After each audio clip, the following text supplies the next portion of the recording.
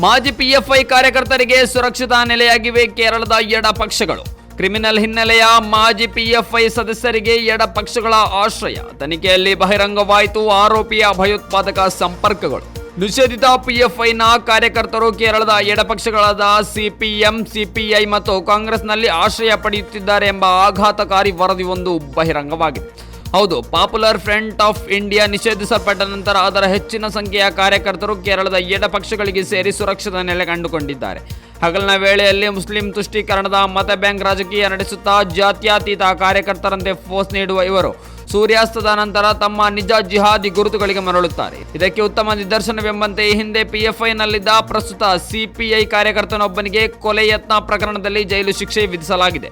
2018ರಲ್ಲಿ ನಡೆದಿದ್ದ ಪ್ರಕರಣದಲ್ಲಿ ಪಿಎಫ್ಐನಿಂದ ಮೂಲಭೂತವಾದಿ ತರಬೇತಿ ಪಡೆದಿದ್ದ 6 ವ್ಯಕ್ತಿಗಳು ಎಸ್ಎಫ್ಐ ಕಾರ್ಯಕರ್ತನ ಮೇಲೆ ದಾಳಿ ಮಾಡಿದ್ದರು. ಇದರ ಪ್ರಮುಖ ಆರೋಪಿಯಾಗಿದ್ದ ಹೈರುಲ್ ಎಂಬಾತ ಪಿಎಫ್ಐನ ನಿಷೇಧದ ಬಳಿಕ ಸಿಪಿಐ ಪಕ್ಷಕ್ಕೆ ಸೇರಿ 2023ರ ಏಪ್ರಿಲ್ನಲ್ಲಿ ಸಿಪಿಐ ಸಚಿವರನ್ನು ತಮ್ಮ ಮನೆಯಲ್ಲಿ ಭೋಜನ ಕೂಟಕ್ಕೆ ಆಹ್ವಾನಿಸಿ ಅದರ ಚಿತ್ರಗಳನ್ನು ಸಾಮಾಜಿಕ ಮಾಧ್ಯಮದಲ್ಲಿ ವ್ಯಾಪಕವಾಗಿ ಪ್ರಸಾರ ಮಾಡಿದ್ದ.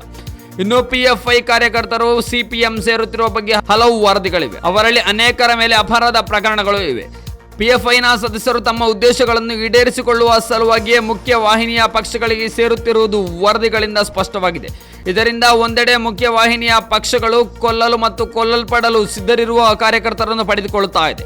ಮತ್ತೊಂದೆಡೆ ಮೂಲಭೂತವಾದಿಗಳು ಮುಖ್ಯವಾಹಿನಿಯ ರಾಜಕೀಯಕ್ಕೆ ಪ್ರವೇಶ ಪಡೆದು ಜಾತ್ಯತೀತ ಇಮೇಜ್ ಪ್ರದರ್ಶಿಸಿ ಒಳಗಿನಿಂದ ತಮ್ಮ ಜಿಹಾದಿ ಅಜೆಂಡಾಗಳನ್ನು ಪೂರೈಸಿಕೊಳ್ಳುತ್ತಿದ್ದಾರೆ. ಒಟ್ಟಾರೆಯಾಗಿ ಹೇಳಬೇಕೆಂದರೆ ನಿಷೇಧಿತ ಪಿಎಫ್ಐನ ಕಾರ್ಯಕರ್ತರು ಈಗ ಸಮಾಜದ ಕಣ್ಣಿಗೆ ಜಾತ್ಯತೀತರು ಎಂದು ಪೋಸು ನೀಡುತ್ತಾ ತಮ್ಮ ಮತಾಂಧತೆಯ ಬೀಜಗಳನ್ನು ಮತ್ತಷ್ಟು ವಿಸ್ತಾರವಾಗಿ ಬಿತ್ತುತ್ತಿರುವ ರಕ್ತ ಬೀಜಾಸುರರಾಗಿದ್ದಾರೆ.